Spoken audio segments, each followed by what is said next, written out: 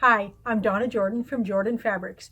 Today we are going to be working on something called less is more. We're not going to be doing any piecing or any patchwork at all.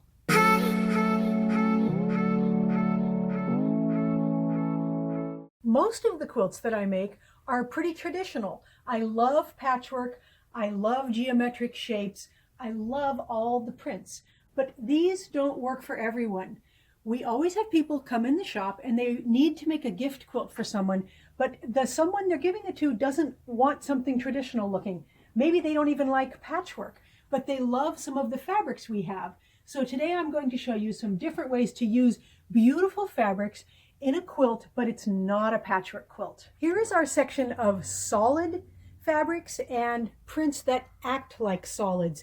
So these here, this is a true solid. It has no print on it at all.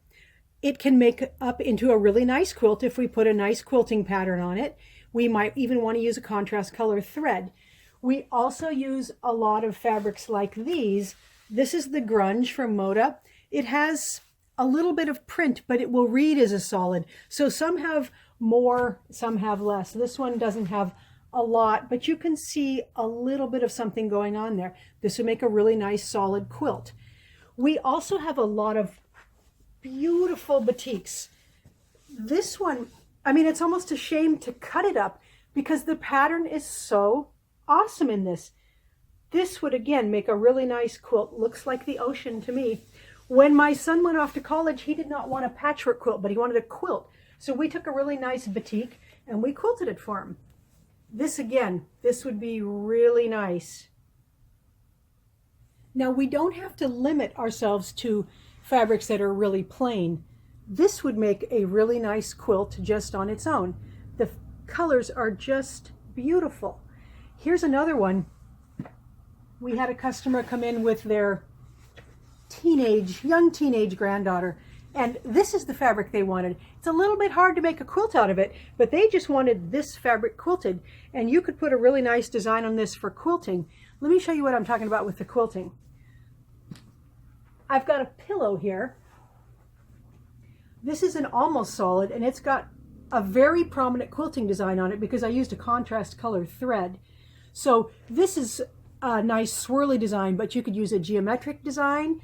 If you are giving this to someone who's interested in flowers, of course, you could put flowers on it. You can pick almost any quilting design. So we're going to go over to the workroom. We're going to pick a couple of fabrics, and I'm going to show you how to quilt up a nice quilt with no patchwork. Here are the two fabrics I have picked out for my no patchwork quilt. This is going to be one side of it, and this is going to be the other side of it. So the quilting will show up nicely from both sides, and I'll probably use a light aqua thread.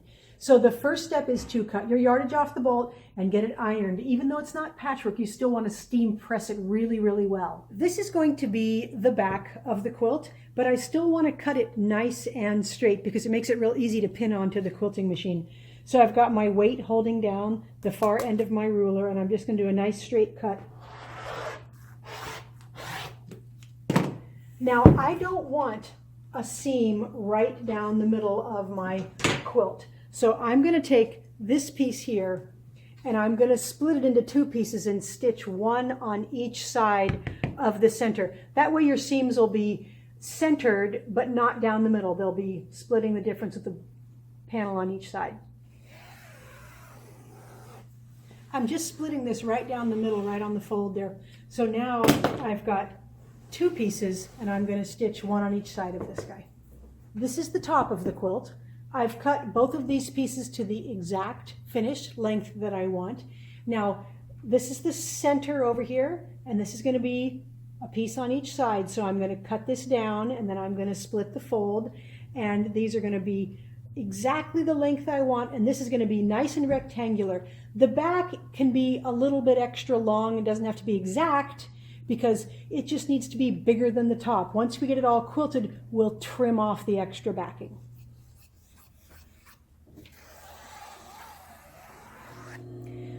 I'm sewing each of these half widths onto the center, and I'm going to use a big seam allowance. I'm using about a 1-inch seam allowance. And the reason the seam allowance is so big is because I don't want any of these selvages to show. on the finished product. So I'm probably going to trim this off to about a 1/2 inch. So when you're sewing this, because it's a long straight seam, I am holding this tight like this as I sew. I don't normally do that when I'm doing patchwork, but on these long seams, you don't want it puckering at all. So I like to just hold it nice and tight, and it makes that seam look really flat.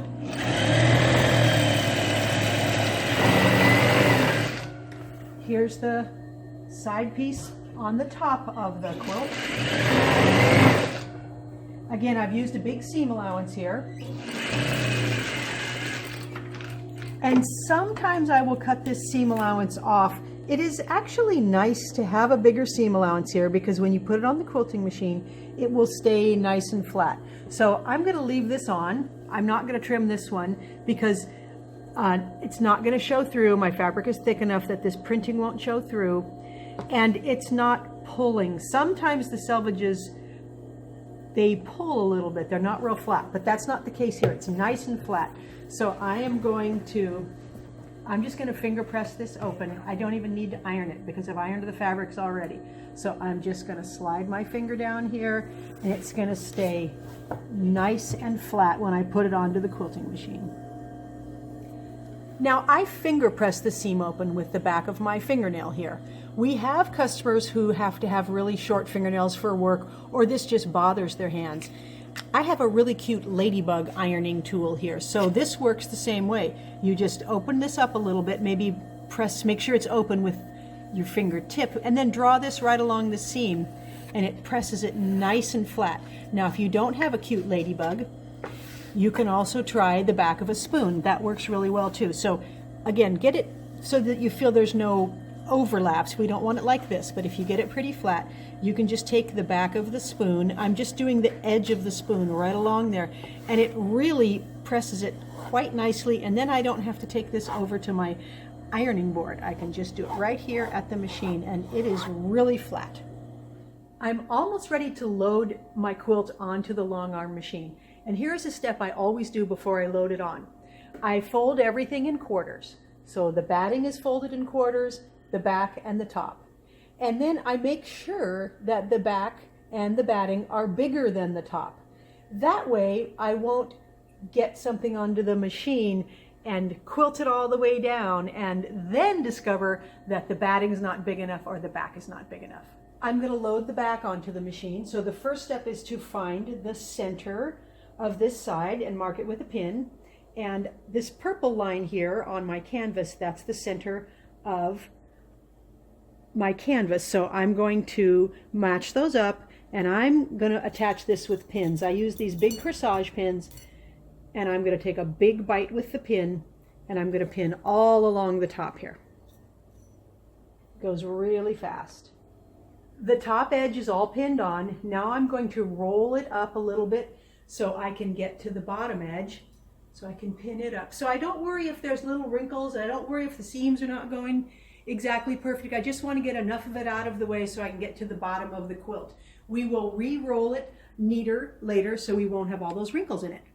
Now I've lined up the middle of the bottom with the middle of my canvas down here, and I'm going to pin along these edges. So you can pull it up like this and pin. Honestly, if I'm not filming, I just drop it to the ground and sit down there and pin, but it's kind of hard for you to see what I'm doing. I've got the top and the bottom all pinned onto the machine, and now I want to get it really, really flat. So I'm going to use my take-up knobs here, and I'm going to just take out the slack a little bit. Now I like to roll it all onto the bottom. Now I'm going to roll it all onto the top, so you can see the bottom there. Then I'm going to roll it back up, and once in a while I'm going to have to stop and make sure that it's nice and smooth here. Depends how big the quilt is. I have to do this more often with a big quilt than I do with a little quilt, but I really like it nice and flat.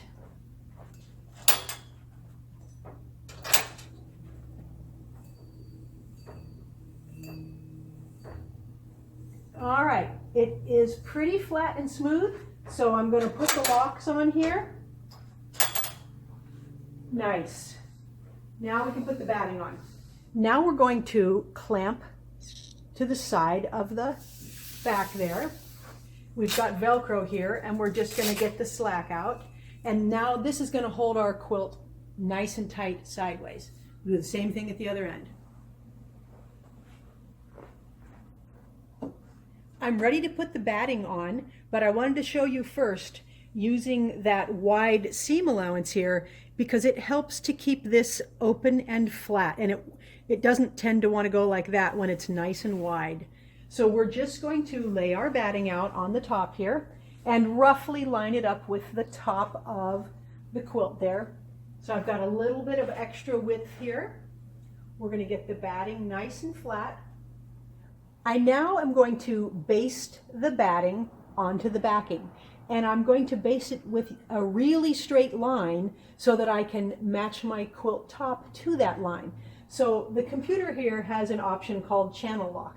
So right now I can move the machine in any direction, but if I click channel lock, it'll move sideways but not up and down, so I can get a nice straight line.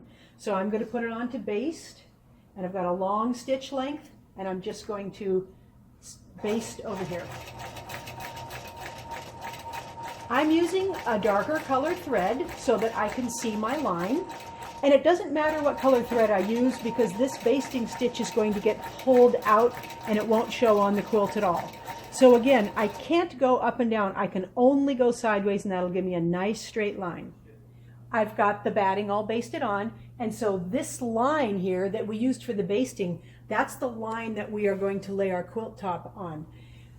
I've marked the middle of the quilt top, and I'm going to center it right here. And the reason I'm going to center it is because I want my seams all lined up, and I want an equal amount of fabric on each side. So we're just going to lay this right on the top, and we're going to make this top of the quilt line up with that basting stitch. Now I'm going to baste the quilt top through all the layers. So I'm just going to come to the edge here and turn on the baste stitch. And I'm going to go all the way up this side and all the way across the top.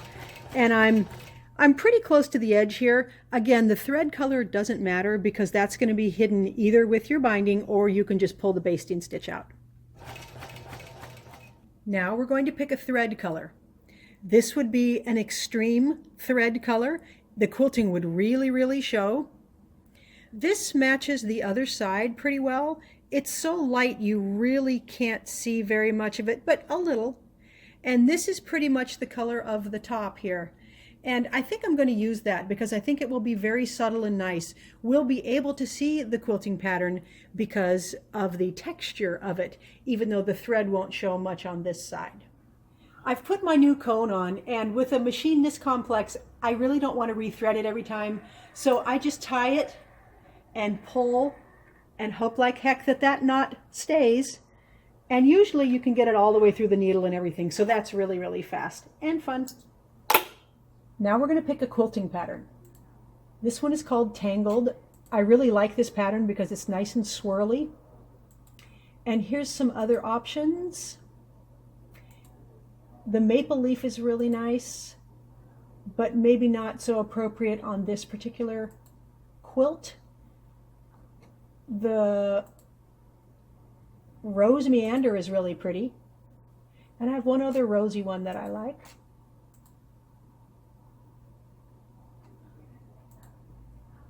This one, that's really nice. And I think that's what I'm going to do. It's got a lot of leaves, but it also has these flowers, and I can quilt it fairly densely, and that will look really pretty on these fabrics.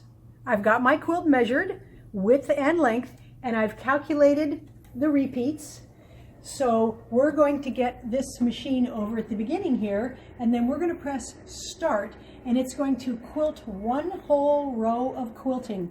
And it's really kind of fun to watch. We call it the invisible quilter. Perfect.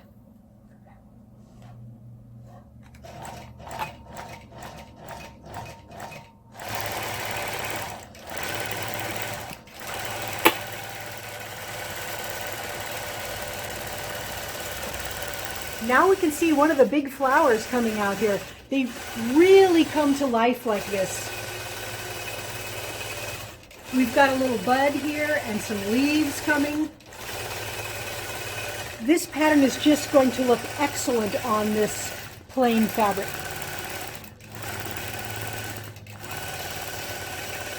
This isn't one of my faster quilting patterns. It's got a lot of stopping and starting and quite a bit of quilting, but it just turns out beautiful.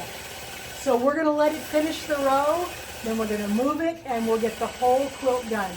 Now that we've got the quilt completely done, you can really see the quilting pattern. Look at how nice those big roses look and all the little leaves. It really shows up because there's no patchwork. It's very satisfying to see all of the quilting. Here's the back side or the top side. I mean, it's completely reversible. And it just looks really, really cozy. This one is really quite large. This would fit on a full-size bed.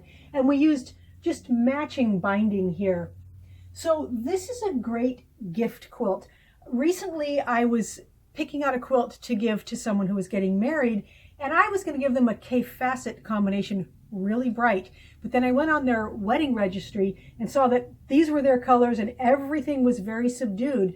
So I chose something in these colors instead because I know it won't get just put away in a closet then. I know they will use it. So keep this in mind when you want something less, not more patchwork.